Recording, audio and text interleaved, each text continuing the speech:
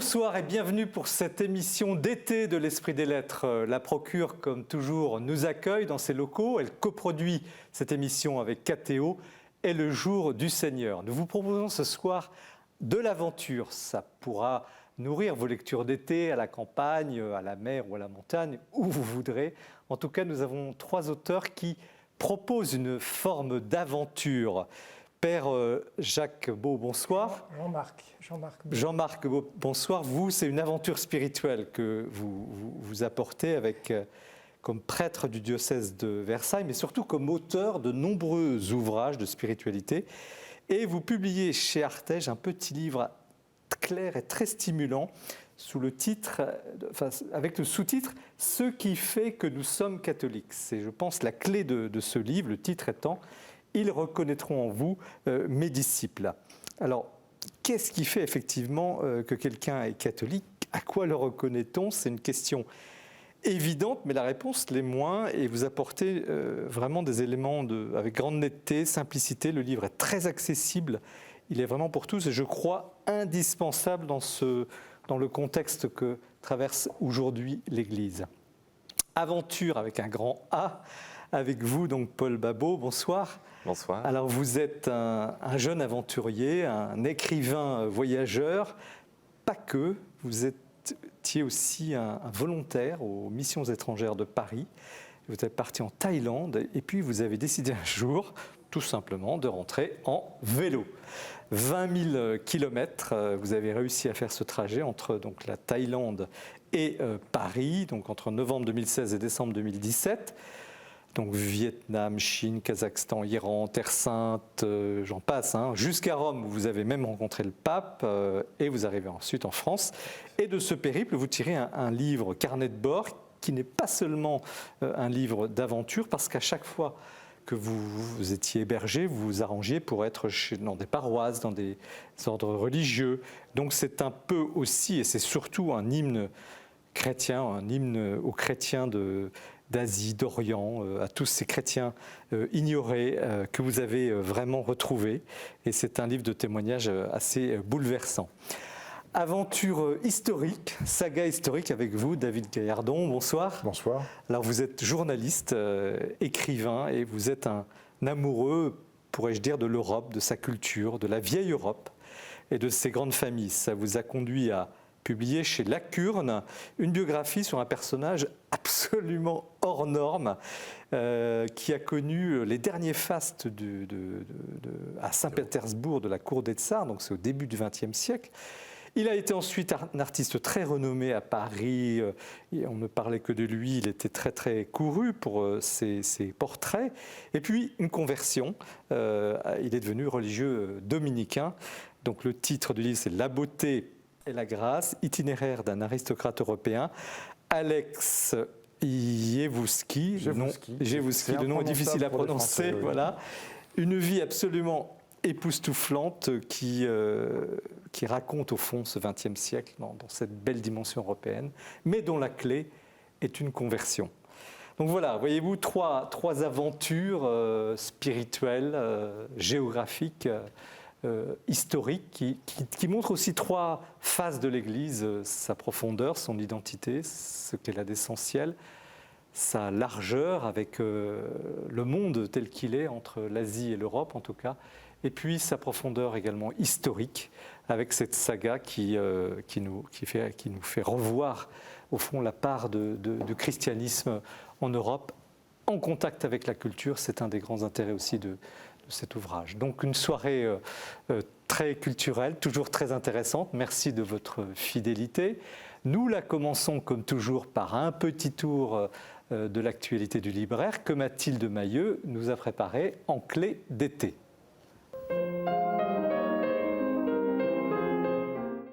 Pour cette dernière sélection de l'actualité du livre religieux de l'année, eh bien, je vous propose des livres pour les vacances, des livres pour réfléchir, pour méditer, pour découvrir, pour partir à l'aventure et bien sûr pour rire. Alors tout d'abord, une très belle réflexion, c'est celle du dominicain Ignace Berten qui publie aux éditions Salvator « La sollicitude, un mode de vie évangélique ». Des très belles pages, vraiment très inspirées, où le souffle vraiment parcourt toutes ces pages, où il se pose la question de ce qu'est la sollicitude. La sollicitude, eh bien, c'est une intelligence du cœur, c'est une présence, c'est aussi une invitation au pardon. Tout se déploie à travers ce livre et il s'appuie aussi notamment sur la présence forte de la sollicitude dans le pontificat du pape François. Et puis bien sûr, c'est une magnifique invitation à nous mettre dans les pas du Christ. De l'ère du temps au cœur du monde, par le frère François Cassingena Trévedi, publié aux éditions Talendier. Alors c'est une magnifique occasion de découvrir d'une autre façon ce grand auteur spirituel qu'est le frère François Cassingena, un auteur dont vous connaissez certainement les étincelles, paru il y a quelques années aux éditions Ad Solem. Eh bien ici, il revient avec des chroniques écrites pour la revue Études pendant quelques années, et vous allez découvrir un auteur spirituel mais qui se met aujourd'hui à l'écoute du monde. C'est un contemporain qui nous parle, un contemporain en observateur qui, avec sa finesse habituelle, sa grande précision, son humour léger, eh bien, nous raconte le monde tel qu'il est aujourd'hui et tel qu'il le voit. Une terre étroite par Cyprien Michinski aux éditions Salvator. Eh bien, ce sont des carnets de route ou un carnet de bord absolument formidable à lire et à découvrir. C'est une aventure en Terre Sainte ou plutôt en Palestine et en Israël. Ce jeune historien a voulu comprendre de l'intérieur comment vivait cette bande étroite qui relie ces deux pays. C'est une formidable plongée dans cette terre méconnue. Vous allez découvrir le quotidien de ces hommes et de ces femmes, les réalités spirituelles, économiques, humaines et politiques, bien sûr. Les femmes et l'Église du Père Guy Gilbert, qui revient avec une méditation décapante sur la place des femmes dans l'Église. Quelle place pour elles demain, justement, se pose-t-il la question. C'est édité aux éditions Philippe Ray. Théodome, Histoire d'Église, publié aux éditions du Cerf. Alors là, c'est un cahier de vacances ludique, joyeux et très profond qui propose de nous aventurer dans l'histoire de l'Église et puis aussi des églises, celles que vous rencontrerez peut-être cet été sur la route de vos vacances en France. C'est à la fois profond, intelligent, comme je vous le disais, mais aussi très joyeux. Il y a beaucoup d'humour. Vous allez retrouver à travers des jeux, des quiz, des mots fléchés et puis bien sûr des conseils de lecture très pertinents, une belle façon et une belle invitation de découvrir ou de redécouvrir l'histoire de l'Église.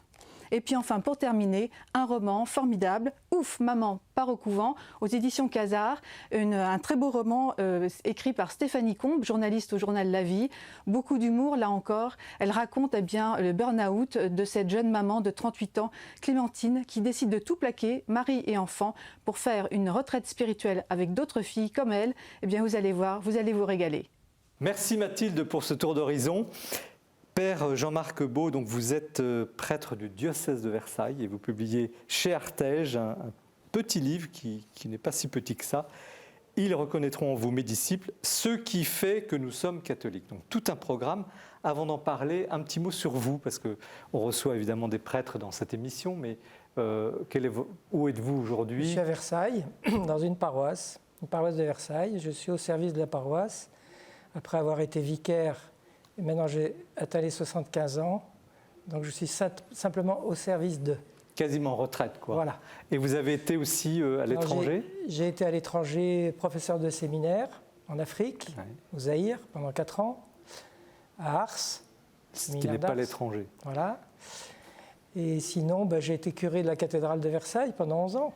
D'accord. Et vous êtes beaucoup occupé de catéchuménat ? Alors j'ai fait aussi 11 ans de suivi du catéchuménat diocésain. Donc pour les non-initiés, le catéchuménat, c'est quoi ? C'est préparation des adultes au baptême d'adultes. C'est catéchuménat des adultes. Donc vous êtes coltiné, si je puis dire, beaucoup de gens qui ne connaissent rien à la foi chrétienne ou catholique et qui veulent entrer Tout à fait. dans l'Église. Vous avez cette expérience-là. Oui, oui. Et c'est ça qui a donné un peu ce livre-là ? D'où vient ce livre En fait, ce livre, il vient de l'éditeur. Mais il vient aussi de vous, quand même. Il vient de Loïc Mérian, l'éditeur d'Artege, à cause de mon dernier livre qu'il a publié sur le mystère de la vie éternelle. Qui était, des sujets, vous avez... qui synthétisait 4 livres déjà que j'avais faits sur les fins dernières. Oui. Et je ne sais pas pourquoi, d'ailleurs, il m'a pas expliqué la motivation, mais il m'a proposé d'écrire un livre sur des sujets, disons, donc il m'a proposé un petit éventail de sujets. Oui. Parmi ces sujets, j'ai choisi celui-là. Alors pourquoi vous avez choisi et pourquoi il est nécessaire aujourd'hui de redire catholiques, aux chrétiens, ce qu'est leur foi chrétienne. Eh bien justement, j'ai choisi en fonction, entre autres, de mon expérience du catéchuménat et du changement de modèle que nous sommes en train de vivre.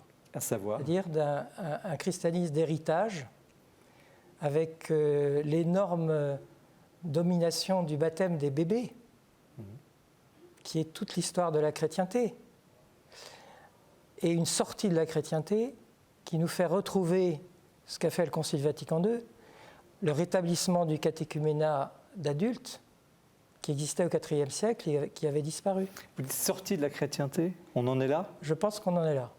Je pense qu'on est dans une sortie de la chrétienté au sens d'un système complet politico-religieux. C'est déjà fait depuis un certain temps. Ouais. Mais on a quand même une mémoire de cette histoire très longue. Ouais. Mais à vous lire, on a l'impression que vous vous adressez aussi à des gens qui sont dans l'Église, qui ont été peut-être baptisés bébés, Oui. mais qui ont oublié carrément la nature de leur foi. Tout à fait. Mais parce que je pense que la domination du baptême des bébés a des très bons effets, a produit de très bons fruits, mais a aussi des effets pervers. Qui sont? Qui sont qu'on s'imagine qu'on est chrétien parce qu'on a été baptisé bébé et qu'on perpétue des valeurs, enfin, entre guillemets, valeurs chrétiennes, mais on ne s'aperçoit pas que pour entrer dans le christianisme, il faut une démarche d'adulte converti. Donc il Il y a la faudrait conversion. se reconvertir. C'est-à-dire que le catéchuménat d'adulte devient le modèle, d'ailleurs les évêques français l'ont présenté comme ça, le modèle de la catéchèse, même pour les chrétiens déjà baptisés. Oui. Ça voudrait dire que le catho moyen qui nous regarde, voilà, Oui. il était baptisé il y a, je ne veux pas dire l'âge pour les dames, mais bon, Oui. il y a longtemps. Et puis, vous lui dites, il faut, 1, vous convertir, 2, reprendre un cours de formation continue. Oui, Carrément. oui. Je pense que les défis sont tels aujourd'hui. Je ne dis pas que c'est possible pour tous de prendre des formations bibliques et autres, hein, c'est pas ça le problème, mais il y a une exigence qui fait qu'on ne peut pas rester sur une espèce de médiocrité ou de routine Vous êtes parfois sévère. Hein, dans des vos pratiques livres. chrétiennes. Oui. Ben oui, mais je ne suis pas le seul. Hein. Je suis Donc, pas le seul à être sévère. les catholiques manquent de cohérence. Oui. Est-ce que ce n'est pas la faute quand même, vous avez cité les évêques, de décennies où on a un peu désinvesti dans la formation? Oui, mais c'est tout à fait mon avis. Tout à fait mon avis. Et quelles sont les priorités alors aujourd'hui? Qu'est-ce que c'est? D'abord, qu'est-ce que c'est que d'être catholique selon vous? Qu'est-ce que c'est? D'abord, c'est d'être chrétien, c'est-à-dire disciple du Christ. Un chrétien, c'est quelqu'un qui a fait un choix de se mettre à l'école d'un maître qui est le Christ. Et le Christ dit, si quelqu'un veut être mon disciple. Donc aujourd'hui, le terme de disciple missionnaire, il est partout dans toutes les paroisses. Ce qui n'était pas le cas dans le passé. C'est quand même un vocabulaire nouveau, mais c'est le vocabulaire du Nouveau Testament. C'est-à-dire que la spiritualité de base du catholique, ça devrait être le Nouveau Testament. Mais ce qui est bizarre, c'est que effectivement, on encourage effectivement les chrétiens à se mouiller, à sortir des paroisses. Bon, Ouais. très bien. Puis d'un autre côté, on leur dit surtout pas de prosélytisme. Hein. N'allez pas convertir les gens. Alors, il y a une belle contradiction. On en reparlera peut-être tout à l'heure avec nos invités. Peut-être, oui. Non, il y en a une ou Mais je pense que le prosélytisme, c'est une fausse posture. C'est une posture. Mais ce qui se répand, c'est pour ça que le titre me paraît important de mon livre. À quoi ils reconnaîtront que vous êtes mes disciples? À l'amour que vous avez les uns pour les autres. Ce n'est pas en brandissant la croix ou les étendards. Ce n'est pas en faisant du prosélytisme intempestif. C'est en montrant la qualité relationnelle des chrétiens. C'est-à-dire qu'ils ont une aptitude à créer une qualité de relation exceptionnelle. Mais certes, vous le développez, mais vous insistez beaucoup sur... c'est pour ça que je vous posais cette question, qu'est-ce que c'est que d'être catholique? Sur la spécificité de la foi catholique. Oui. Pouvez-vous rappeler en quelques mots, qu'est-ce qui fait un bon catholique? Avec Je pense estampillé. qu'il y a la relation à Dieu, donc je parle de la messe, hein, évidemment, parce que la messe est un repère identitaire fondamental. Mais ce n'est pas simplement le fait d'aller à la messe, c'est le fait de la vivre, et pas simplement pendant la messe. C'est pour ça que je lis longuement que la prière personnelle, et en particulier la méditation, fait partie de l'identité normale d'un chrétien. dans un monde où la méditation revient à fond dans le développement personnel, hein, parce qu'on est dans une société qui est asphyxiée par le vide spirituel. Ouais. Il y a une sorte de ruée en ce moment vers la méditation, mais pas chrétienne. Hein. Et je peux témoigner qu'à Versailles, nous venons de lancer depuis 2 ans une école de méditation, une école d'oraison. Vous l'appelez comme ça, école de méditation? On l'appelle école d'oraison, pour l'instant. Ouais. Et il y a du monde. On a eu 150 personnes pendant 5 soirées, et puis cette année, c'était l'année d'avant, cette année 120 personnes, et on fait une suite pour aider les gens, une fois par mois, à tenir un temps tous les jours consacré à Dieu, de l'ordre d'un quart d'heure minimum. Voyez. On leur apprend à vivre ça de manière vivante et non pas de récitation de formules. Ouais. Donc c'est une école, ça s'apprend. Il y a des maîtres, Ouais. Saint-Ignace évidemment, le Carmel, le Père Caffarel. Donc la spiritualité au fond, vivre une. Mais vous insistez quand même beaucoup sur l'armature, parce que ce chrétien qui va prier un quart d'heure par jour, le soir ou le samedi soir, il va se retrouver chez ses amis, ses copains, on va le mettre le chambrer, quoi. Tu vas encore à la messe, il va devoir s'expliquer. Bien sûr. Alors là, qu'est-ce qu'il doit dire? Donc voilà, il y a le témoignage, il y a la vie communautaire, il y a la liturgie, il y a des formations aussi à faire. Je pense qu'aujourd'hui, dans beaucoup de paroisses, en tout cas on voit dans le diocèse, nous avons, depuis le synode diocésain, une école au service de l'évangélisation. Donc c'est une équipe diocésaine qui va dans les paroisses et qui organise des procédures, des processus pour aider tous ceux qui animent la paroisse à entrer dans une dynamique missionnaire et apprendre aux gens à le faire. Mais comment est-ce qu'on est arrivé là quand même? Parce que, il y avait, je ne sais pas quand vous êtes devenu prêtre, mais vous avez une expérience longue. Oui, 47 ans. Bon, entre le moment où vous avez été ordonné, et c'est peut-être d'ailleurs l'anniversaire là, aujourd'hui ou demain, et puis aujourd'hui, qu'est-ce qui s'est passé? Où est le problème en fait? Mais le problème, il date déjà depuis le début du XXe siècle, et même peut-être avant. Faut lire Guillaume Cuchet, par exemple. Oui. Je pense qu'il s'est passé une perte de substance. En particulier, un des sujets que j'ai beaucoup traité dans mes livres, c'est les fins dernières.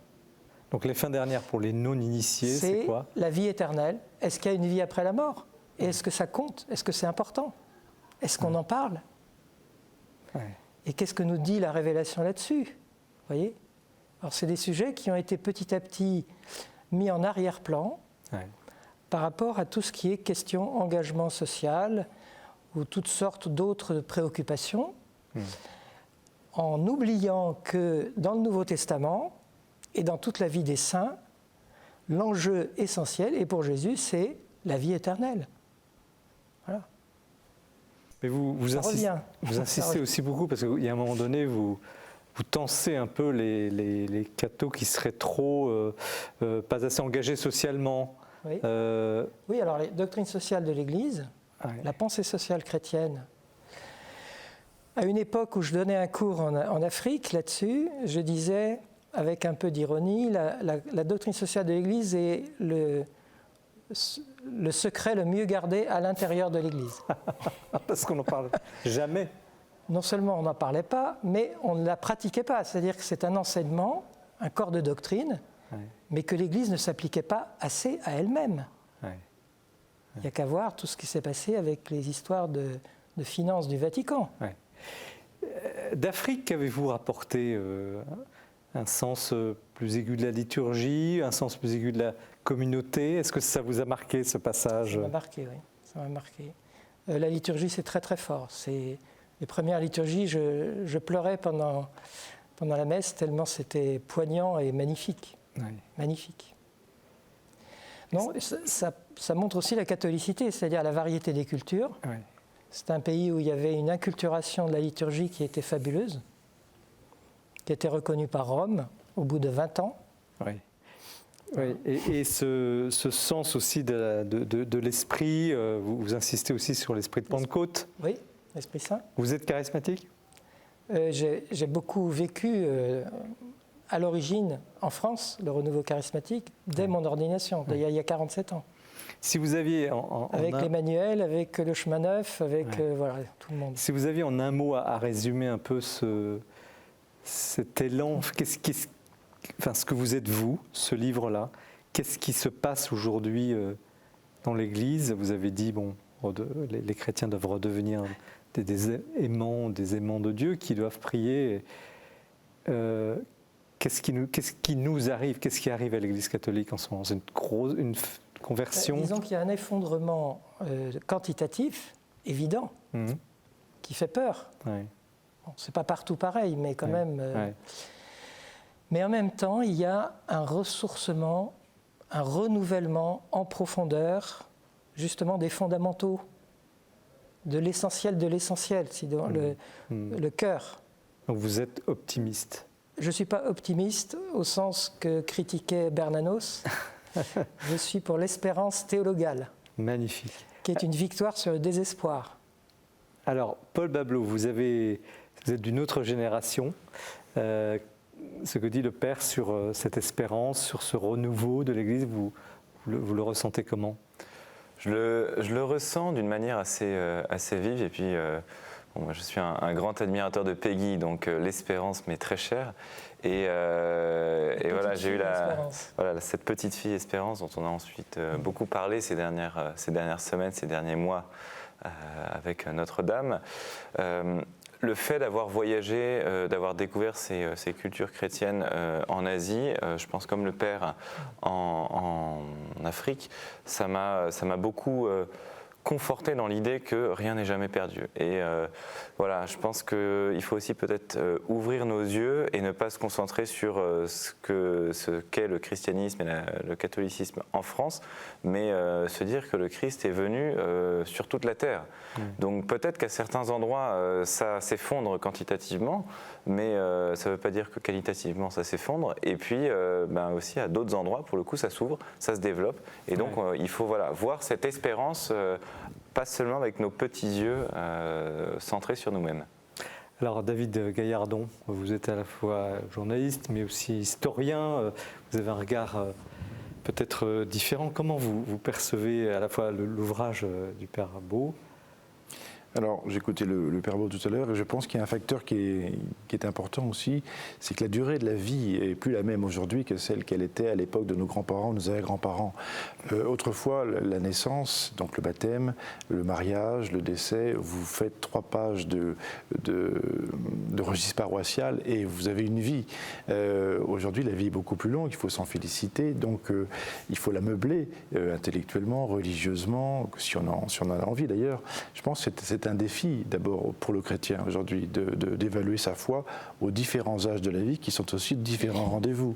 Et je pense qu'il y a d'autres facteurs aussi. C'est le fait que l'Église catholique n'a plus le monopole en France. Il y a d'autres religions qui sont liées à l'histoire de la France, notamment à sa colonisation et surtout à sa décolonisation, et à tout ce qu'on a fait durant les 30 Glorieuses pour trouver une main-d'œuvre dans nos anciennes colonies. Et donc l'islam, par exemple, aujourd'hui, est aussi une religion qui, par son dynamisme, nous interroge, nous questionne, peut nous effrayer. Il y a ce que vous mentionniez tout à l'heure également, ce goût pour la méditation, avec des méditations extrêmement exotiques parfois, qu'on va chercher très loin, qui sont aussi, elles aussi, en concurrence sans doute avec la foi catholique, ce qui n'était pas le cas il y a encore 2 générations. Quel est l'apport d'un livre comme celui du Père, selon vous? Alors, je le disais en off tout à l'heure au Père Beau, j'ai trouvé son livre très exigeant et décapant. Je l'ai lu, moi il m'a vraiment nettoyé l'âme et l'esprit.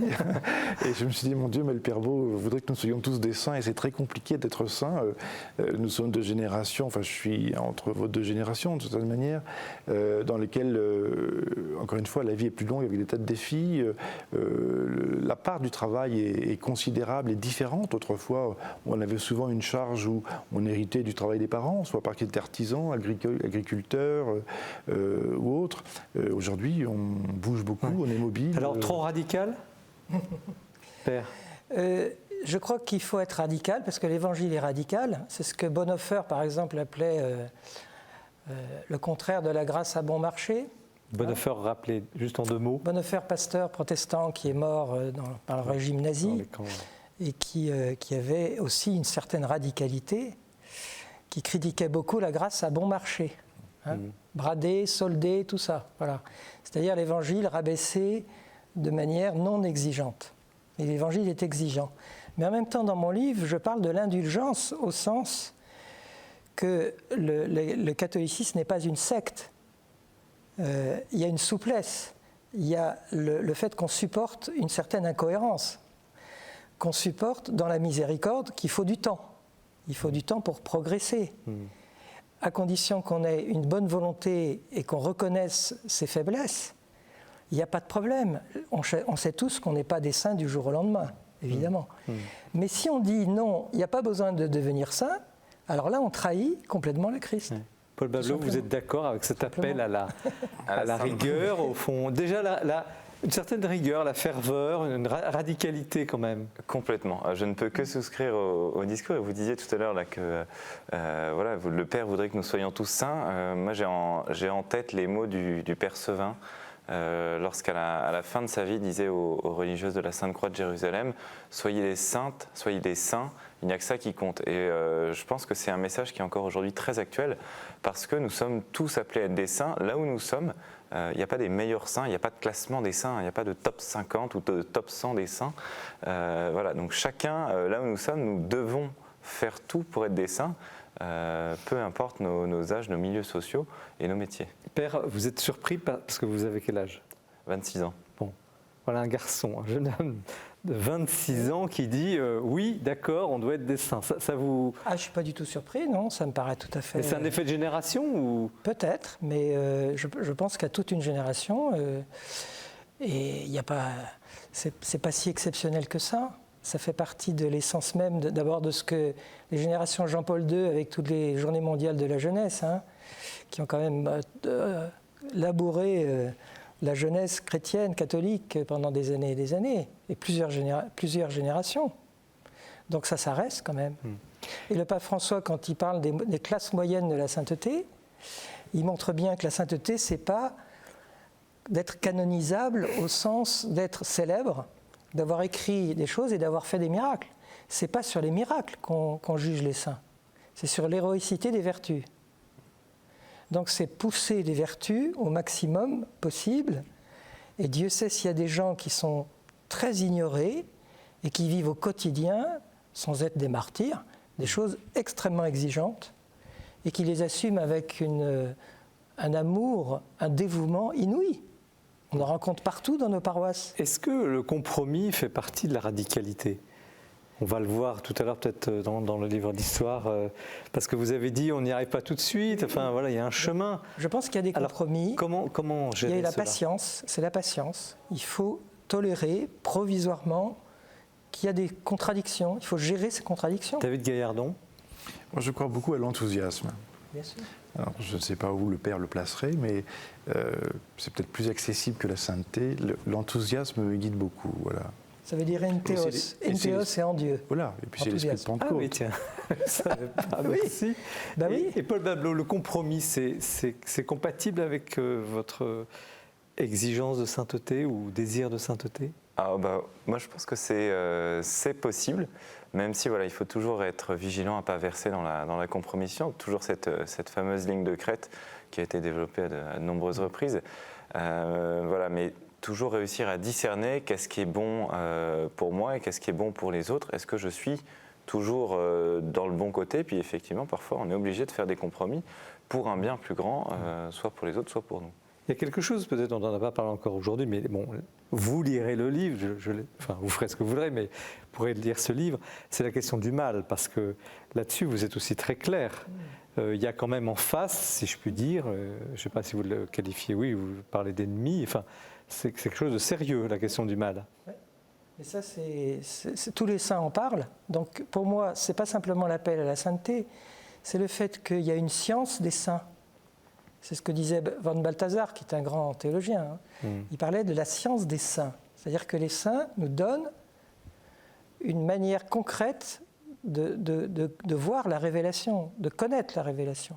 Et donc c'est à travers leurs témoignages et leurs écrits qu'on a réellement le combat spirituel, le diagnostic sur ce qui est corrompu, ce qui est perverti, et les remèdes pour essayer d'en sortir.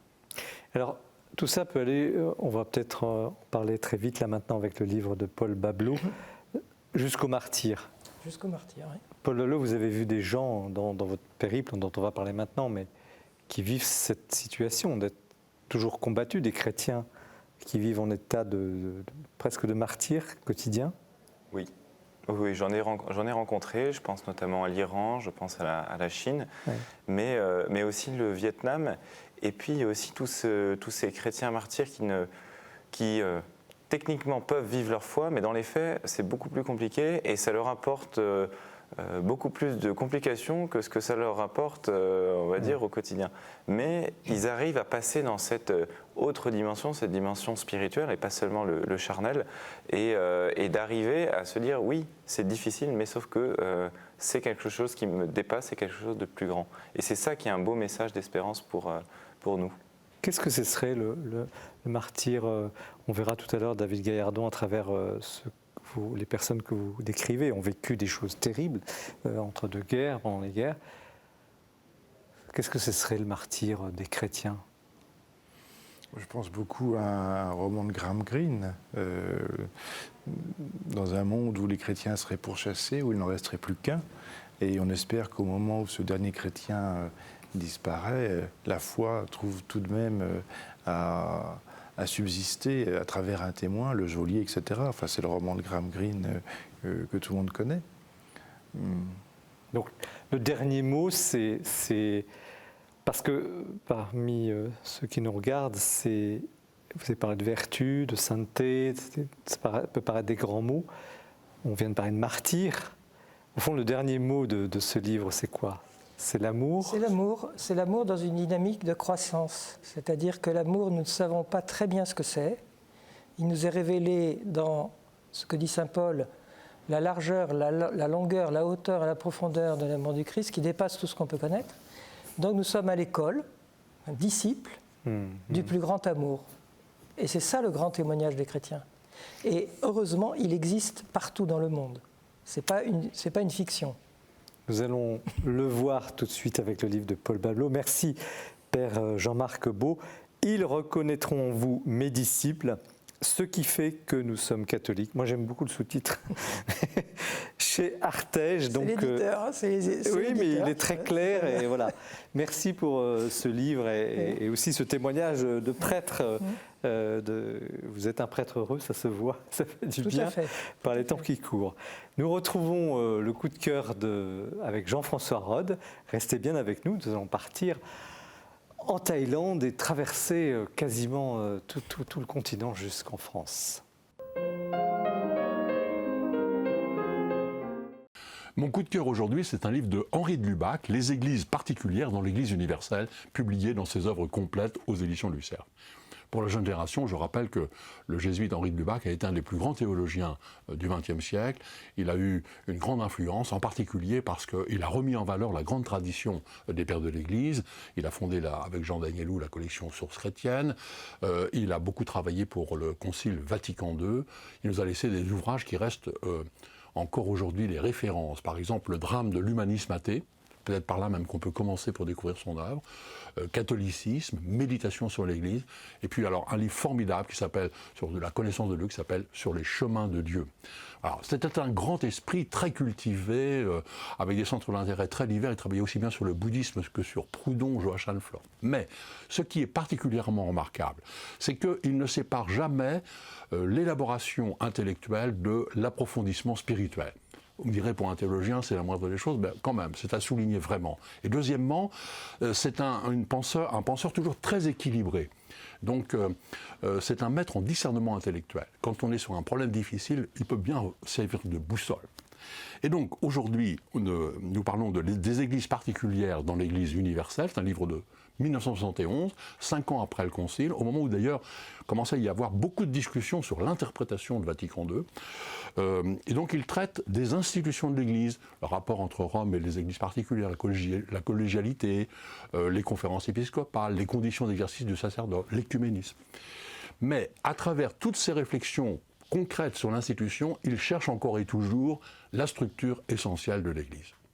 Alors surtout, il ne faut pas croire que ce livre est réservé aux spécialistes. En fait, si on veut construire une bonne culture chrétienne, c'est ce genre d'ouvrage qu'il faut lire. Et par exemple, je vous recommande l'interview à la fin du livre par Gwendoline Jarzik, où il réfléchit sur ce qu'est profondément le ministère sacerdotal. Franchement, c'est très très éclairant, très lumineux. Voilà. Henri de Lubac est un grand esprit, un grand croyant, et on gagne toujours beaucoup à le lire. Merci Jean-François pour cette présentation. Nous poursuivons l'émission avec un aventurier, avec un grand A, Paul Bableau, qui de Thaïlande est venu à Paris, en France, à bicyclette, 20 000 km, du Mékong à la place Saint-Pierre, parce qu'il est passé évidemment par Rome, 20 000 km à la rencontre des chrétiens. Le livre est préfacé par Alexandre Poussin, qui est aussi un aventurier assez connu. Édition, première partie. Donc un petit mot sur vous, Paul.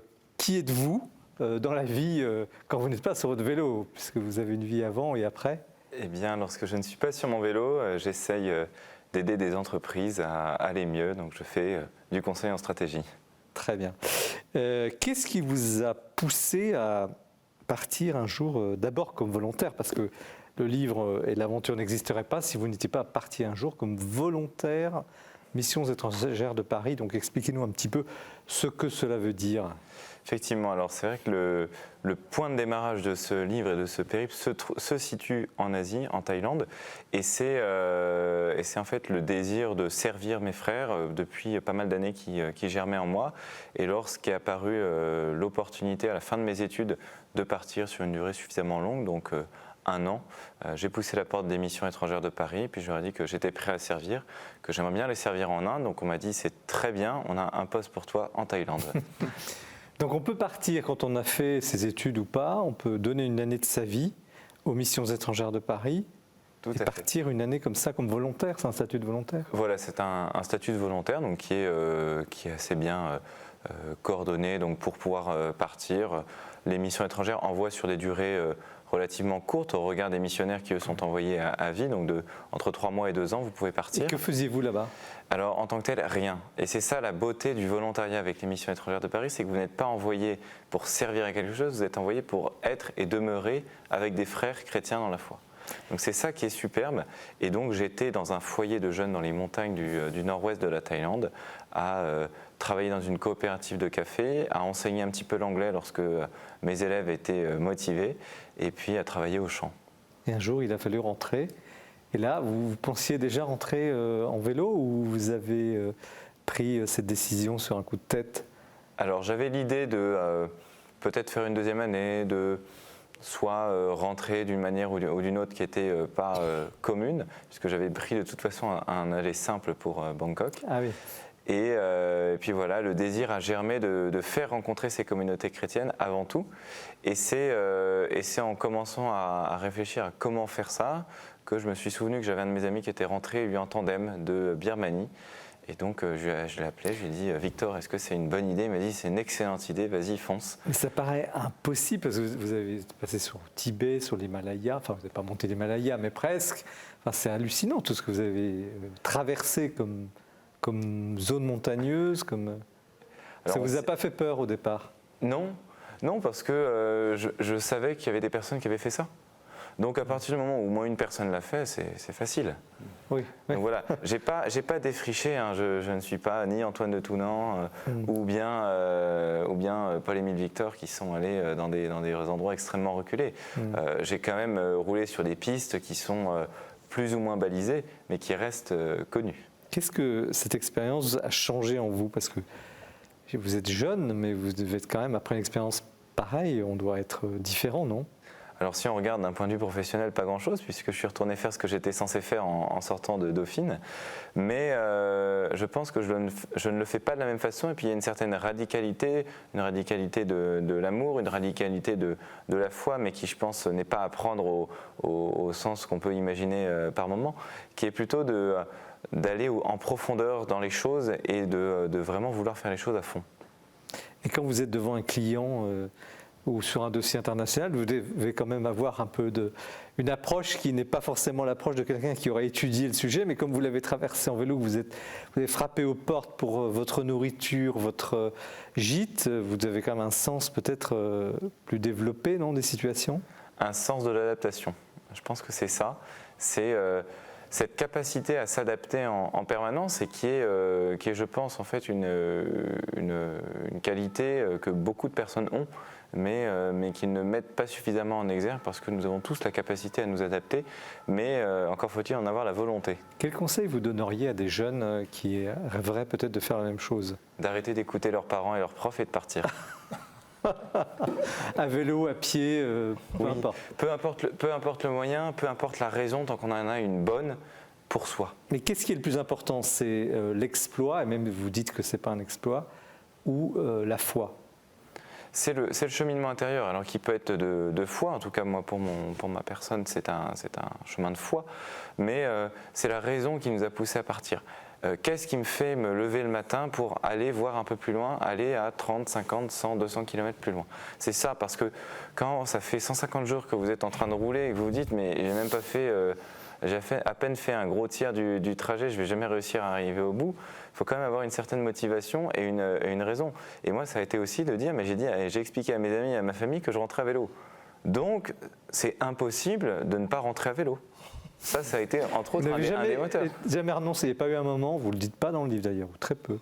Alors il y a des moments. Vous êtes tenté de tout abandonner ? Si, et puis on se met une baffe et puis on repart. Parce que voilà, lorsqu'on a posé des actes, lorsqu'on a posé une parole, on ne peut pas revenir dessus. Oui, mais quand vous étiez dans la neige, là, je ne sais pas, à moins 30, que vous pédalez sur la glace, que vous tombez toutes les 5 minutes, enfin, c'est incroyable ce que vous avez fait. De toute façon, à cet endroit-là, je n'avais pas tellement d'autres options que de continuer.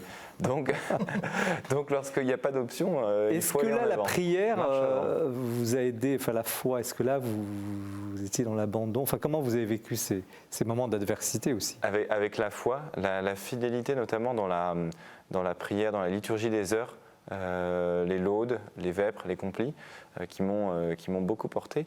Et puis cette idée d'habiter l'endroit où j'étais, aussi de rentrer chez moi, mais d'habiter cette terre et d'être fidèle aussi à la parole, à l'engagement pris envers aussi les communautés chrétiennes que j'avais rencontrées, parce que lorsque vous leur dites « je vais à Paris pour rencontrer tous les autres chrétiens qui sont sur la route », on passe un contrat avec eux. Eux vous accueillent et après le contrat, moi, c'était de rentrer jusqu'à Paris. C'est, je pense, seulement lorsque j'ai posé ma bicyclette devant Notre-Dame de Paris, là où Monseigneur Chauvet m'attendait, que j'ai pu finalement signer ce chèque que j'avais commencé à remplir. C'était un chèque moral, métaphysique presque. Tout à fait, oui. Qu'est-ce qui vous a le plus marqué dans ce périple ? Je dirais l'accueil des gens, l'accueil de toutes les populations, notamment en Asie centrale, en Asie mineure, où le voyageur est vraiment le prince qui arrive et tout le monde se plie en quatre pour vous. Ça en devient presque dérangeant, hein. Je pense notamment à l'Iran, où il ne devait pas se passer plus de 2 heures ou plus d'1 heure avant qu'on m'invite à déjeuner. Ah oui. Ouais. Et pour l'hébergement, vous étiez à l'aventure, vous demandiez aux gens, parfois vous avez vu une tente quand même. Oui. J'avais une tente, oui. Et puis le reste du temps chez l'habitant. Et vous avez trouvé des chrétiens, on parlait des persécutions, vous avez vu des gens qui vivent des situations terribles. Oui.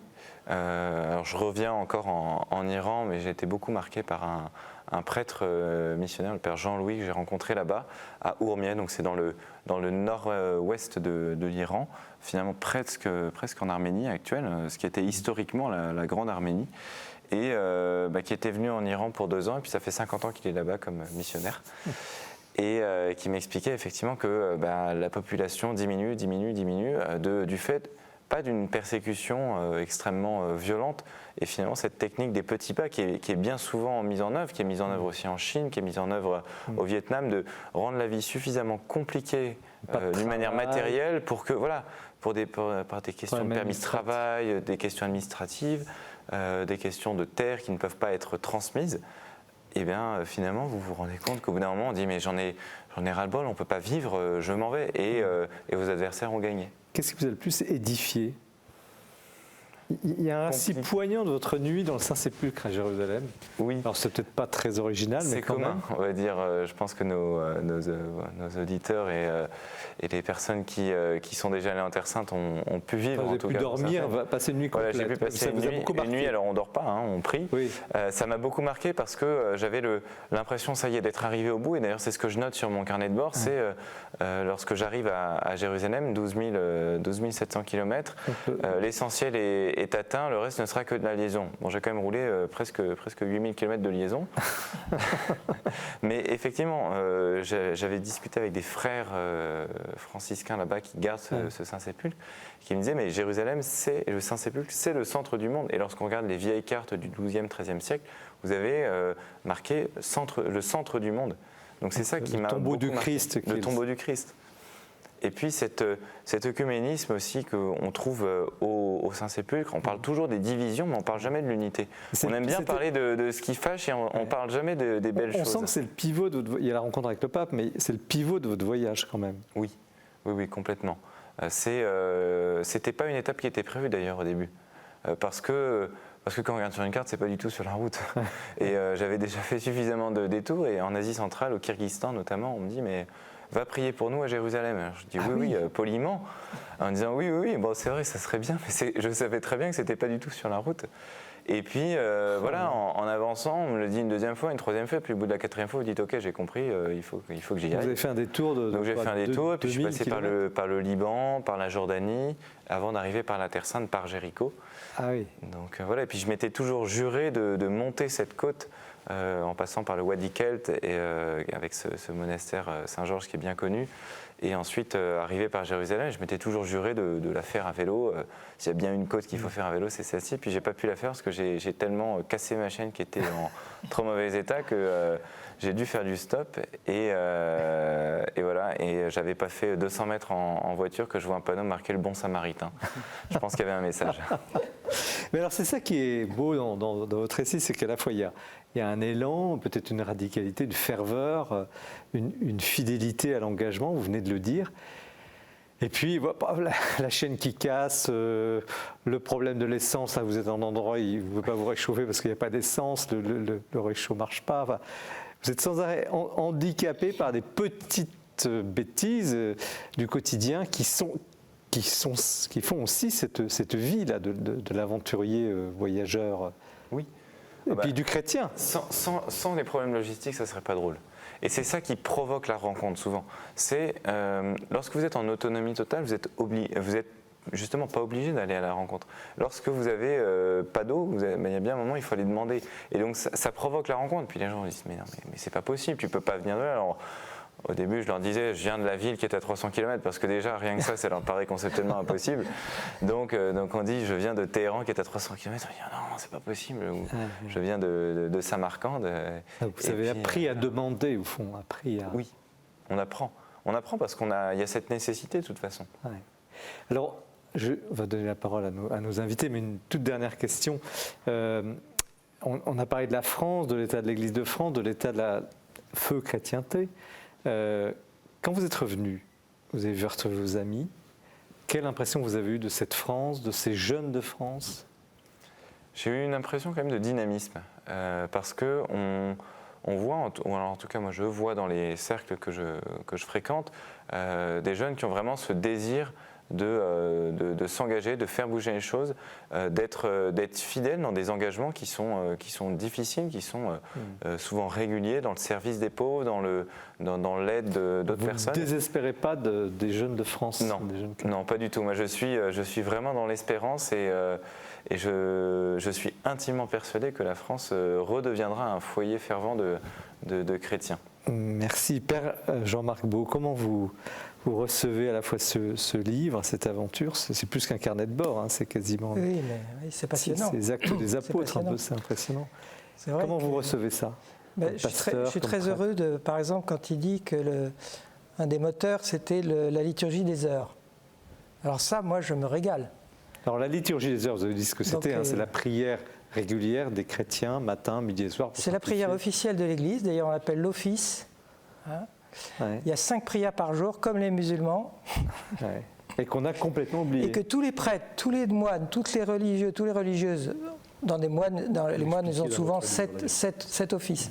Mais les 5 offices, c'est le régime obligatoire, minimum, c'est obligé pour les prêtres, les diacres, les religieux. Ça pourrait l'être pour les... Et c'est la base, c'est les psaumes. 150 psaumes tous les mois. Voilà. Ouais. Et que vous fassiez ça en priorité dans votre spiritualité, là je dis chapeau. Chapeau, et ça me réjouit. Ouais. Ça me réjouit parce que je rencontre trop de catholiques qui disent les psaumes, ça ne me dit rien. Et là, il y a une carence inouïe. Et quelle richesse dans les psaumes. La richesse des psaumes, c'est fabuleux. Dans l'écriture. Ouais. David Gaillardon, comment vous... alors il est passé pas loin d'endroits dont on va parler tout à l'heure dans votre livre. Comment vous percevez cet aventureux Yé? Alors j'ai beaucoup aimé le livre que j'ai trouvé rafraîchissant.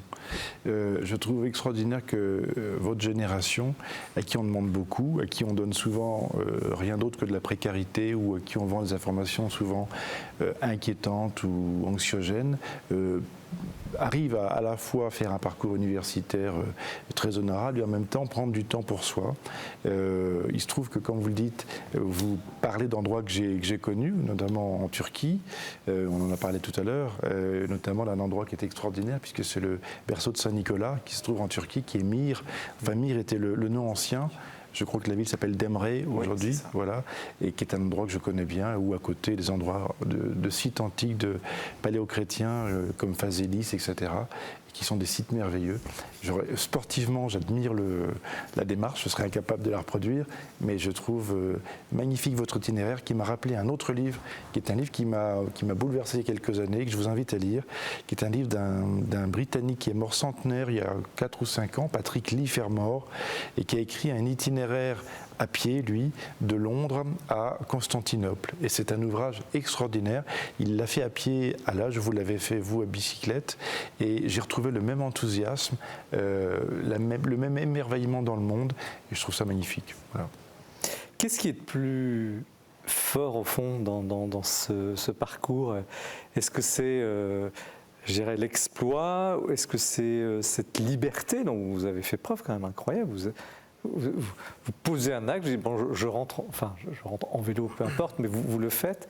Qu'est-ce qui est de plus remarquable, Père, dans cette Moi, je pense que ce démarche? qu'il a dit tout à l'heure sur l'adaptation, entre autres, il y a dans l'introduction, il y a demeurer, Être et demeurer. être et demeurer. Mais aussi partir. Hein. Ah oui, il faut être parti quand même. Voilà.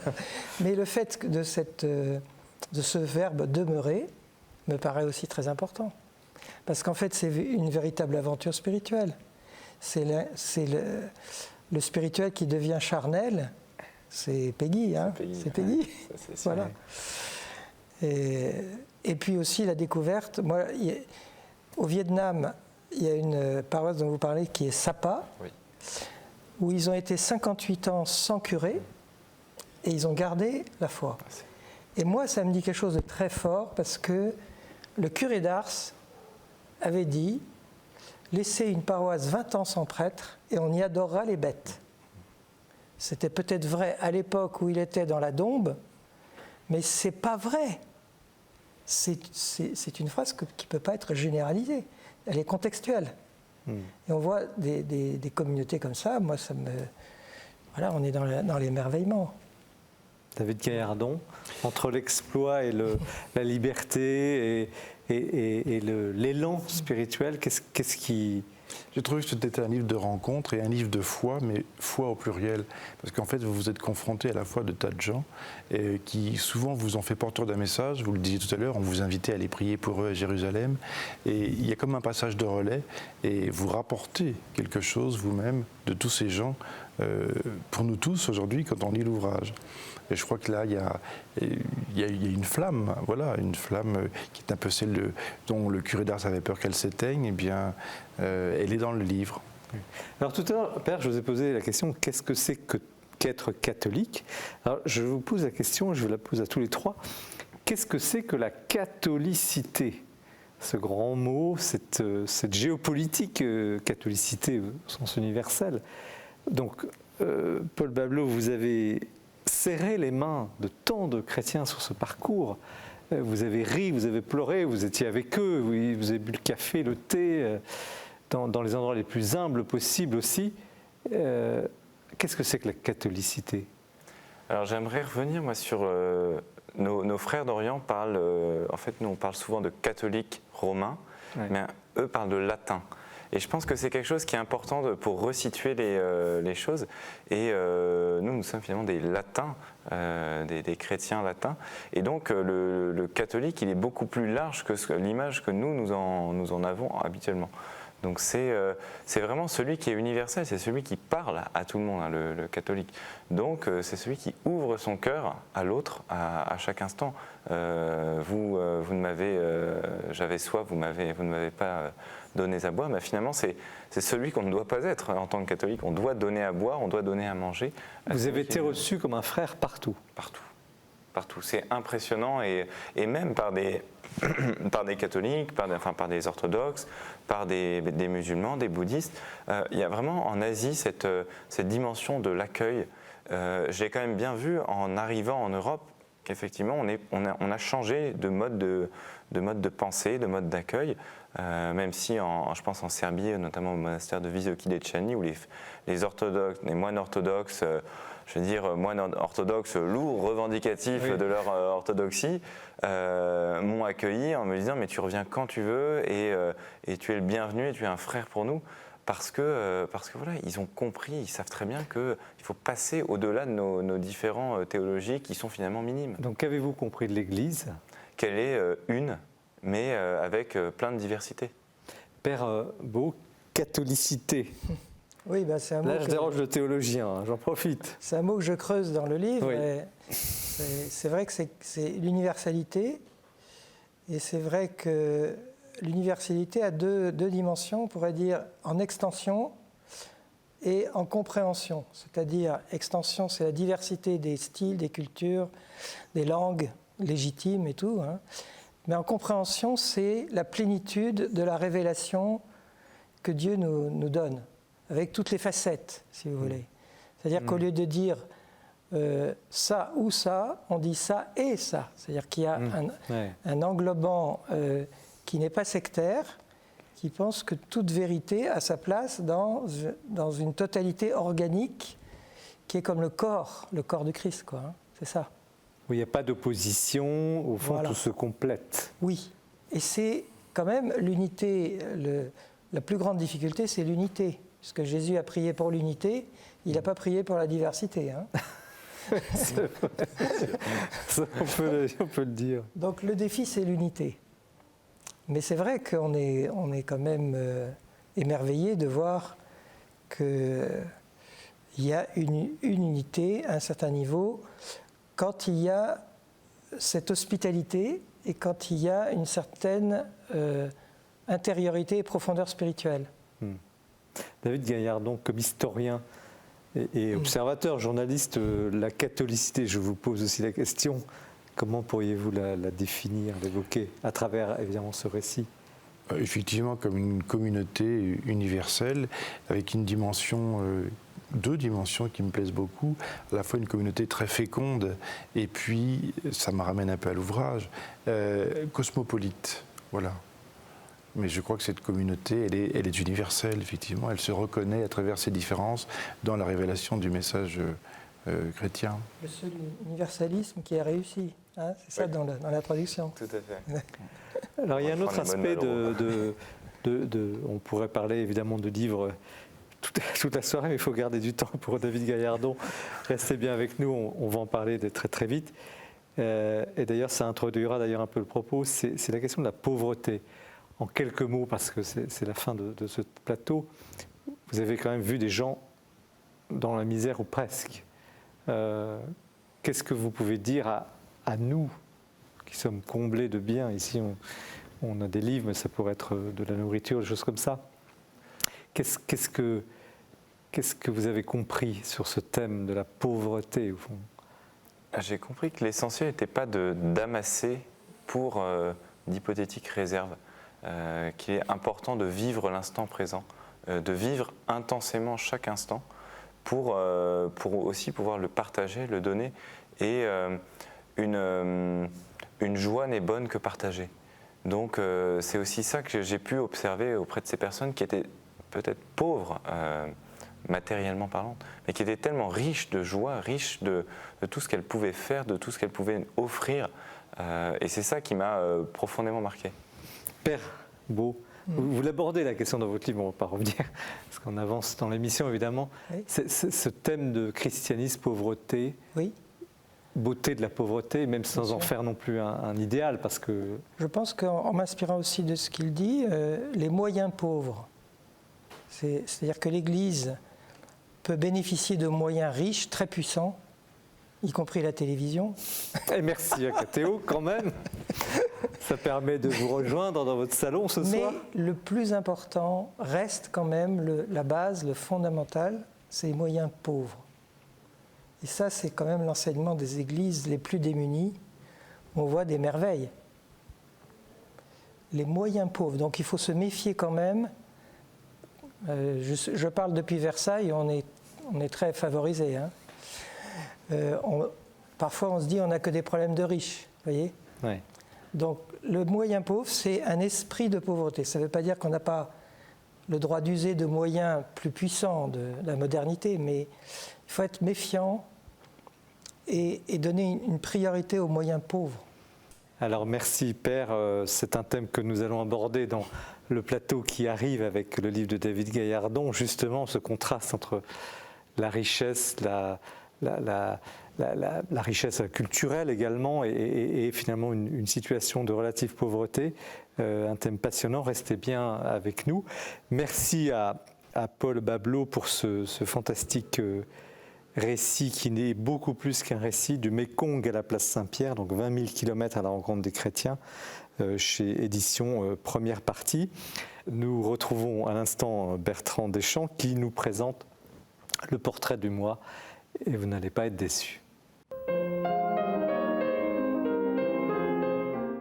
Je voudrais clore cette saison de chronique d'Esprit des Lettres par un hommage au philosophe Michel Serres, récemment disparu. Il n'aurait pas aimé que nous soyons tristes, c'était un homme suffisamment gai et optimiste pour cela. Rappelez rapidement que Michel Serres, son accent en témoigné, était né à Agen, 1er septembre, il est mort un 1er juin. Il s'était d'abord destiné à la marine, il a été reçu à Naval, avant de faire un cursus classique, normal sup, agrégation de philo. Il aurait pu rester un professeur de philosophie un peu austère, c'était tout sauf dans sa nature. Le premier livre qui va le faire connaître en 1990 s'appelle « Le contrat naturel ». C'est un texte prophétique où Michel Serres suggère qu'à la manière du contrat social de Rousseau, l'homme passe un accord avec le monde, avec la nature. C'est un livre qui garde toute son actualité. Et puis au fil des années, Michel Serres va devenir un excellent vulgarisateur, un homme de radio. Pendant près de 10 ans, tous les dimanches soirs, sur France Info, il va faire une chronique en collaboration avec Michel Polaco.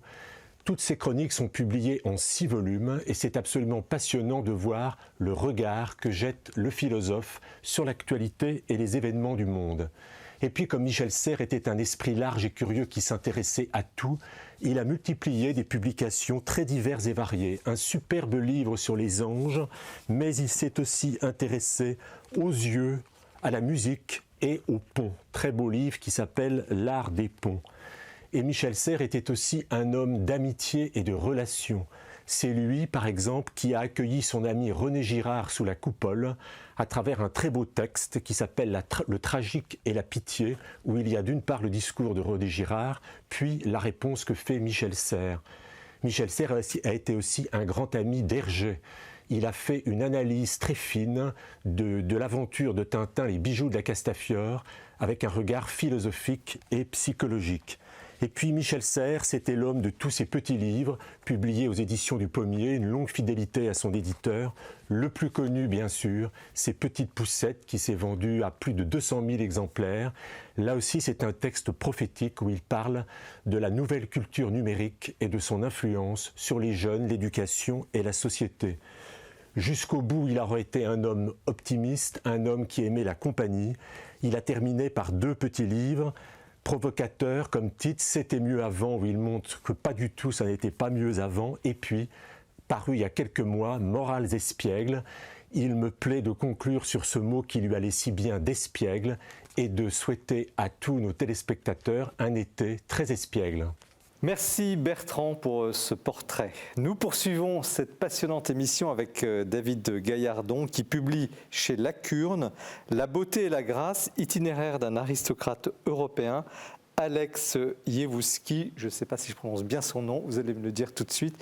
Donc ce grand monsieur aristocrate qui a connu la cour du dernier tsar, qui est ensuite devenu un grand artiste parisien. Il était aux États-Unis, les années folles, les années 20, puis s'est converti. Donc une histoire absolument...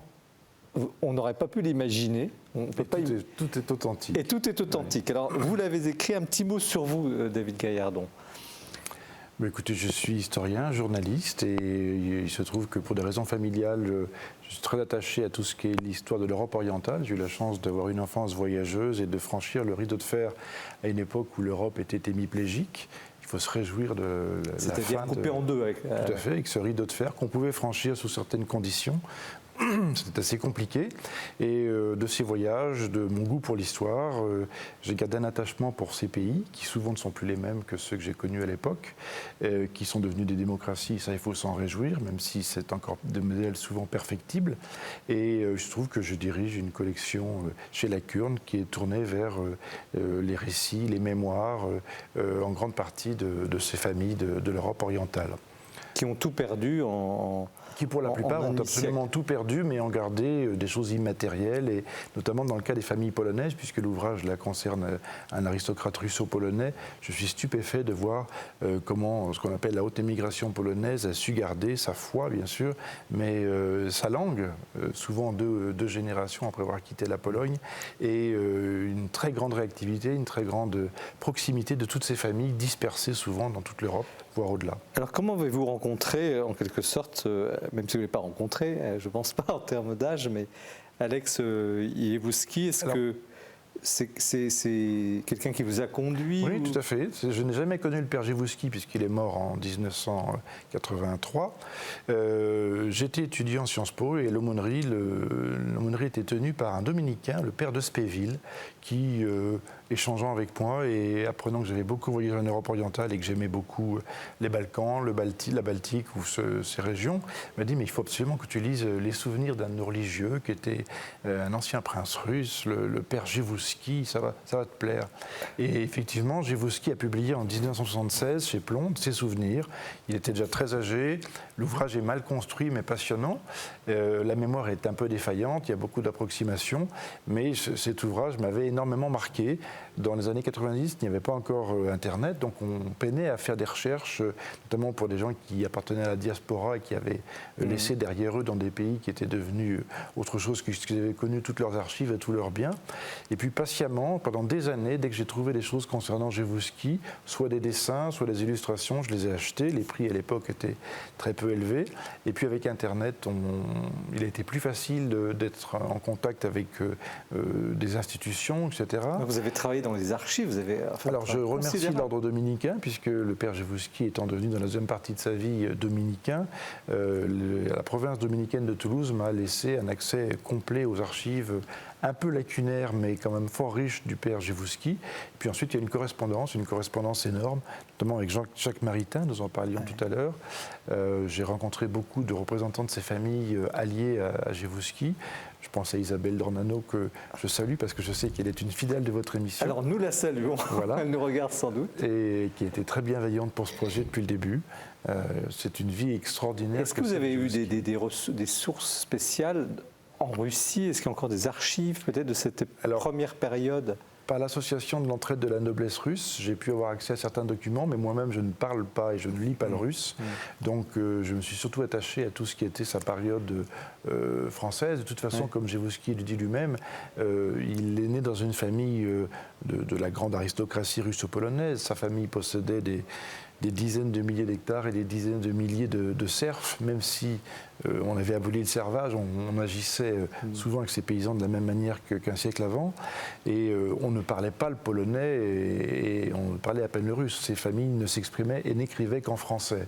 Donc sur 2 générations, je trouve la correspondance de cette famille dans un français impeccable. C'est impressionnant. Alors, il était caricaturiste, plus que caricaturiste, parce que d'ailleurs... Il arrive, il y a 100 ans quasiment jour pour jour, hein, en juin 1919, il arrive à Paris, chassé par la révolution bolchevique. Alors, vous allez nous faire, à la fin de l'ouvrage d'ailleurs, il y a des très beaux des gravures qu'il a réalisées, notamment de femmes, de mode. Bon. Alors, sans tomber dans la caricature, un petit portrait de l'homme. Alors, comme je le dis, oui, un portrait rapide, il est né dans une très grande famille de l'aristocratie européenne, il est parent de toutes les grandes familles princières d'Europe. La révolution russe change la donne, et lui, qui devait être diplomate après avoir fait les études au lycée Alexandre de Saint-Pétersbourg, fuit avec sa famille, avec son père et sa sœur et sa nourrice.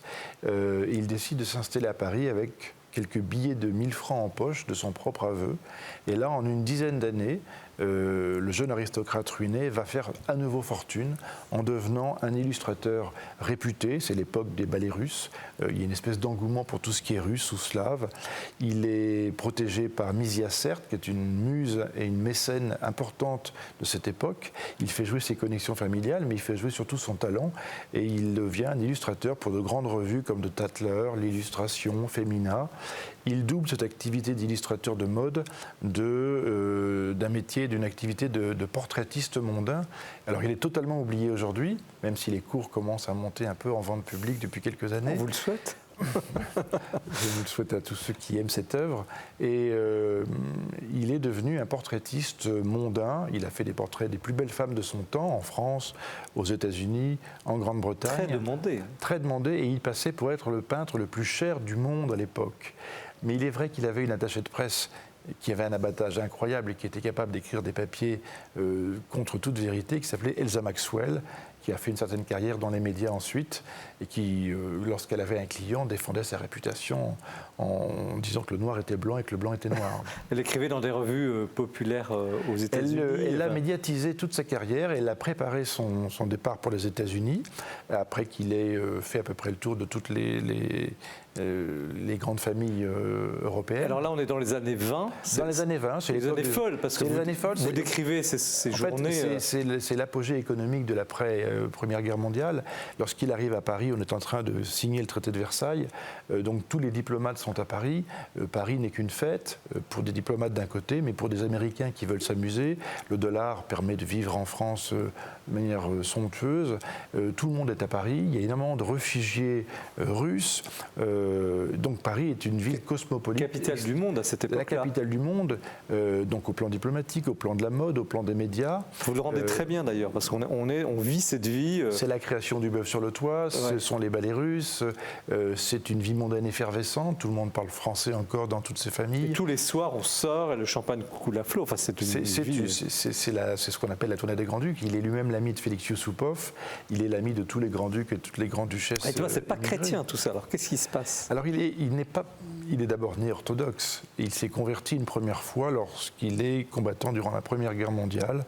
Il est envoyé dans le Caucase, il y a une espèce de tempête, on lui dit d'aller chercher des prisonniers russes, il faut franchir un col, il pense que le camion qui est un camion chargé de médicaments va tomber dans un ravin et qu'il va mourir. Et il sent une espèce d'expérience mystique qu'il décrit comme sa première conversion, puisque dès qu'il revient à Trébizonde, où il est stationné avec son régiment, il va frapper à la porte d'un couvent de capucins et il demande à devenir catholique. Pour des capucins à l'époque, l'Empire russe est en train de s'effondrer. Donner un certificat de catholicité à un russe, à un sujet du tsar orthodoxe, c'est la peine de mort. Enfin, c'est très grave. Et puis, ma foi, la guerre se tasse, la révolution arrive, il arrive à Paris, il a oublié cette espèce de conversion, il doit vivre sa vie d'artiste, c'est une vie très mondaine, c'est une vie brillante. Et puis, il se trouve qu'il est arrivé à Paris avec celle qu'autour de lui on appelait la femme de sa vie, qui est en fait sa mère de substitution, sa nourrice, sa gouvernante, Madame Baba, Elisabeth Derton, qui est une Russe qui a été au service de sa mère avant son mariage et qui ensuite l'a élevée, puisque dans ces familles de la haute aristocratie, les parents n'élevaient pas eux-mêmes leurs enfants, il y avait une batterie de domestiques pour le faire. Et, elle était chrétienne, elle priait beaucoup. Elle était catholique, elle priait énormément pour lui, et elle meurt de vieillesse à Paris. Et tout ce qu'il rattachait à son enfance, je pense que tout ce traumatisme de la révolution russe qu'il avait enfoui, parce que c'est un résilient, parce qu'il va de l'avant, revient à lui à ce moment-là, il est totalement effondré. Et deux de ses amis, le peintre polonais Joseph Czapski, lui-même émigré, et le musicien russe Nicolas Nabokov, orthodoxe, lui disent « mais il faut qu'on t'emmène chez quelqu'un qui est extraordinaire, qui s'appelle Jacques Maritain ». Et comme par hasard. Il part avec sa voiture et son chauffeur en banlieue, à Meudon, dans une petite maison. Et il voit cet intérieur avec ce linoléum, cette odeur de soupe aux choux dans la cuisine. Et puis c'est Raissa qui le fait attendre dans une pièce. Il voit la décoration. C'est pas du tout le monde dans lequel il évolue habituellement. Et puis Maritain le reçoit. Et cette première rencontre lui fait du bien. Alors, Maritain, pour les non-initiés, donc c'est un philosophe chrétien qui est à l'époque qui a joué un rôle décisif, déjà un philosophe très important et qui incarne le renouveau thomiste en France. Voilà. Il y aura d'autres rencontres avec Maritain et puis de fil en aiguille, en quelques mois, il se rend compte que la vie qu'il menait, qui était la vie du fils prodigue en fait, était une vie totalement stérile. Et il y a une conversion véritable cette fois qui s'opère. Il demande le baptême et il souhaite quitter cette vie pour devenir religieux. Alors on parle de, bon, on ne va pas déflorer le livre, mais on parlait de radicalité tout à l'heure, mais le prêtre à qui il a eu affaire, donc que Maritain lui a indiqué, n'est pas allé par quatre chemins, racontez-nous. Monseigneur Guica ? Oui. Alors Maritain est un homme intelligent qui a deviné deux choses. D'abord que Gévouski est un aristocrate, et ensuite que c'est un artiste. Donc il lui conseille d'aller voir Monseigneur Guica, qui a le même profil que lui, qui était un prince roumain, d'ailleurs vaguement cousin de Gévouski, et qui donc peut témoigner lui-même qu'on peut quitter cette vie de luxe et avoir une vraie conversion intérieure en choisissant même le sacerdoce. Et comment s'y prend-il ? Racontez-nous la scène. Alors, Monseigneur Guica commence par une relation très mondaine. Vous connaissez que devient la cousine un tel et alors ma tante machin. Et puis, on parle de toute la parenté, de toutes les grandes familles européennes. Et puis, d'un seul coup, il lui dit « Vous allez vous confesser, mettez-vous à genoux ». Et pris de court, Gévouski, qui ne sait même pas ce que c'est que la confession, commence ce travail intérieur. Et il faut d'ailleurs dire que cette méthode de la confession de Monseigneur Guica, lorsqu'il sera devenu religieux dominicain, Gévouski l'utilisera avec quelqu'un d'assez célèbre qui est Julien Green, puisqu'il sera de la même manière lorsqu'il sera à l'origine d'une des conversions, parce qu'il en a eu plusieurs, de Julien Green. Et donc voilà, voyez-vous ce portrait, et merci David Gaillardon d'avoir, sans déflorer, parce que le livre est d'une richesse extrême, c'est très très détaillé, nourri, ce grand monsieur. Mais alors, moi je ne sais pas ce que vous en pensez, Père Beau, est-ce que on peut vraiment guérir de la mondanité, de cette vie de luxe, parce que parfois, après, tout en étant religieux dominicain, il allait quand même parfois dormir dans un hôtel 4 étoiles, parce qu'il avait besoin peut-être d'un bain moussant, je ne sais pas quoi. Est-ce que c'est compatible? Comment vous voyez ça, Père? À la fois cette conversion quand même Je pense qu'il y a d'abord le problème des artistes, c'est quand même un artiste, c'est l'esthétique qui est quand même une dimension importante. Votre titre est très bien, la beauté et la grâce. Et on sait bien que la beauté, comme disait Dostoïevski, sauvera le monde, mais quelle beauté! Et Maritain, d'ailleurs, il comprenait très bien les artistes. Il a écrit un livre formidable sur l'esthétique, sur la philosophie de l'art. Et c'est curieux de voir comment, à l'époque, il n'y avait pas de catéchuménat. Les Maritains ont fait office de catéchuménat pour toute une intelligentsia et tous les milieux culturels les plus importants en France. Quand il est venu chez Maritain, il y avait Cocteau qui était en train de Oui, les portes claques. Il ne saura qu'après que les visiteurs d'avant étaient Jean Cocteau. Jean Cocteau, oui. Et tant d'autres. Tout le monde passait par Maritain. Mais alors, est-ce qu'on peut se convertir vraiment? Est-ce que quand on a eu cette imprégnation de vie aristocratique, mondaine, artistique, parce qu'il y a tous ces niveaux en lui, est-ce que est-ce qu'on peut se mettre à genoux au fond?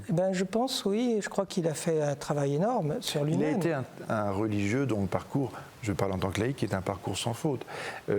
Son ordre lui a confié quand même des missions importantes. Il a été délégué pour le Saint-Siège.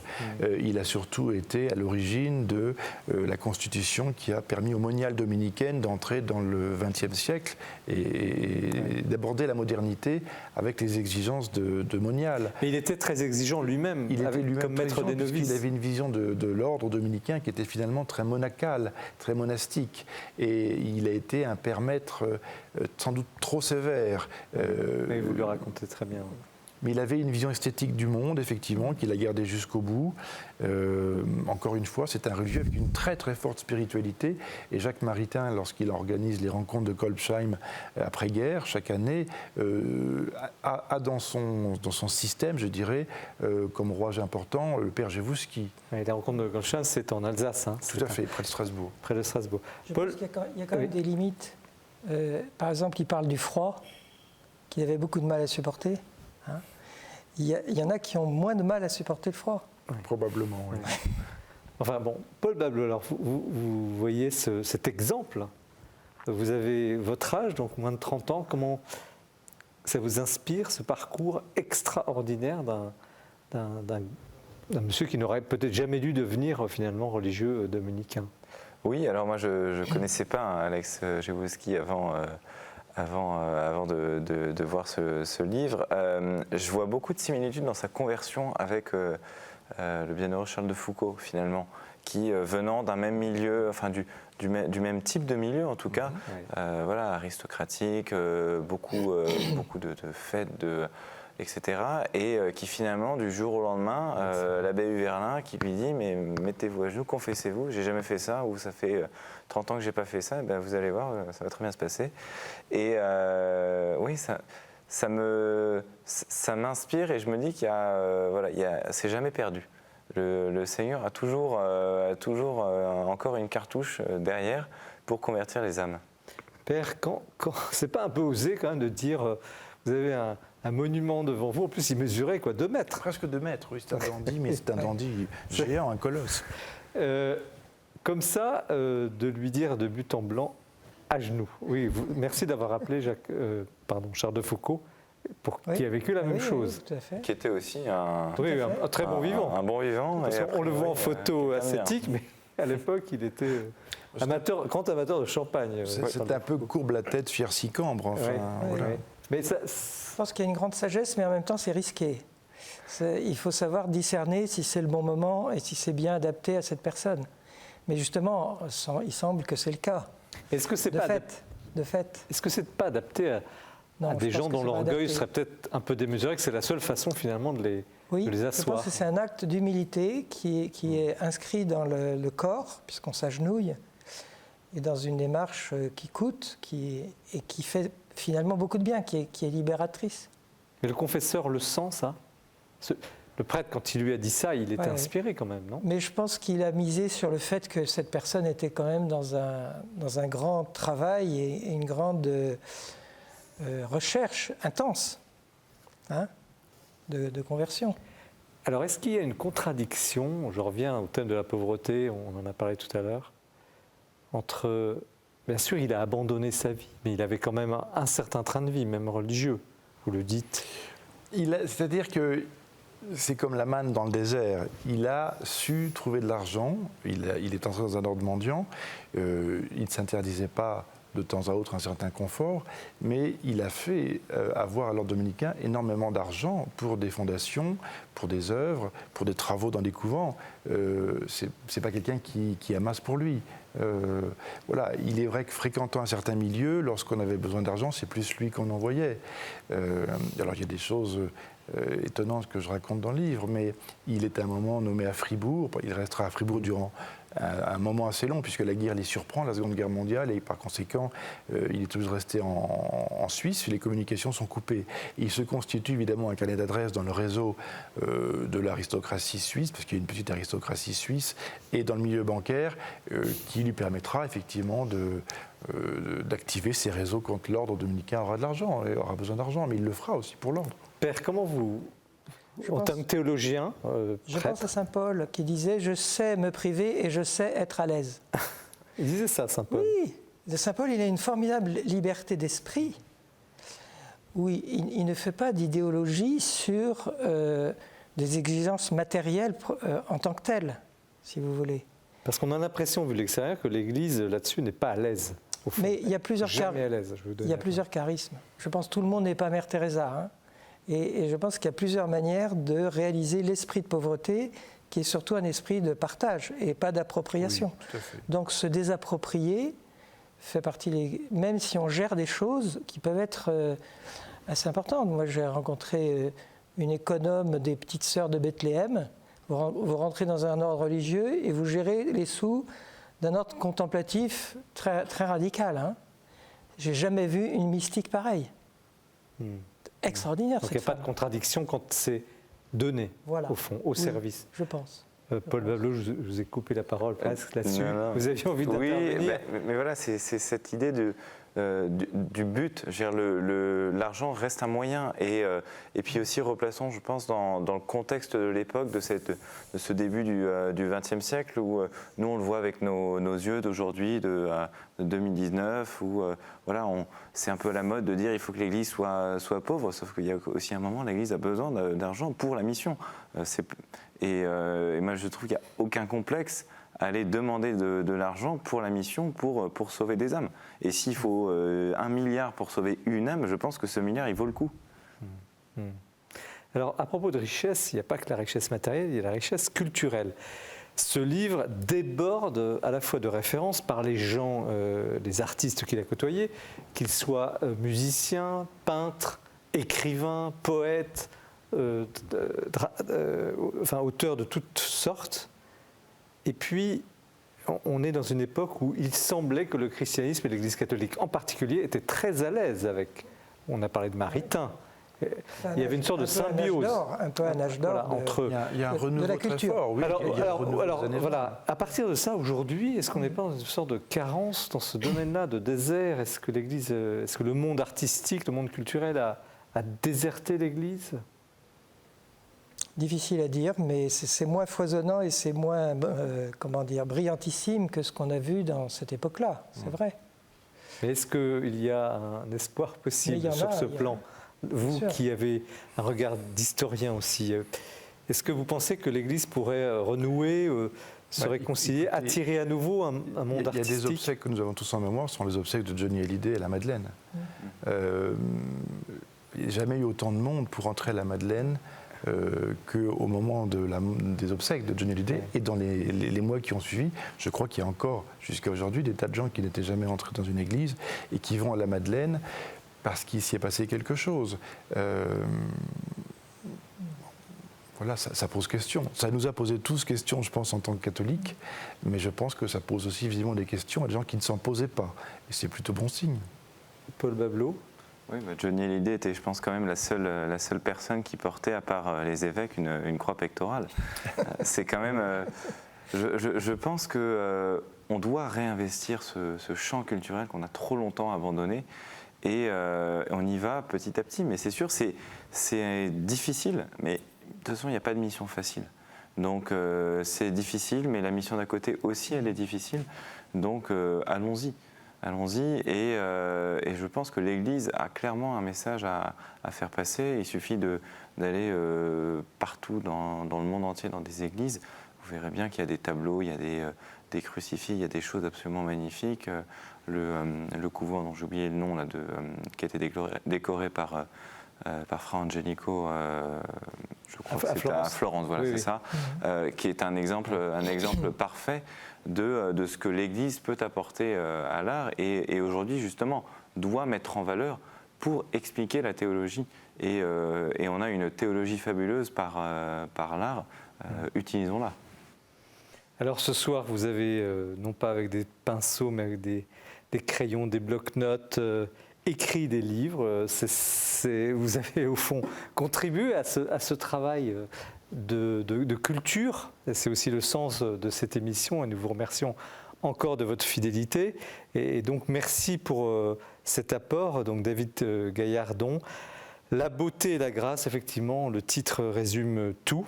Itinéraire d'un aristocrate européen, Alex Yevouski, donc chez Lacurne, très très grande saga, une aventure historique. Merci à vous, Paul Bableau. Du Mékong à la place Saint-Pierre, 20 000 kilomètres, il fallait le faire, à bicyclette à la rencontre des chrétiens. C'est préfacé par Alexandre Poussin et c'est édition première partie. Et merci à vous, Père Jean-Marc Beau. Ils reconnaîtront en vous mes disciples. Nous avons reconnu un disciple ce soir, je dois le dire. Merci aussi de ce que vous avez apporté à ce plateau. Sous-titre « Ce qui fait que nous sommes catholiques » aux éditions Artege. 3 livres d'aventures spirituelles, géographiques et puis artistiques.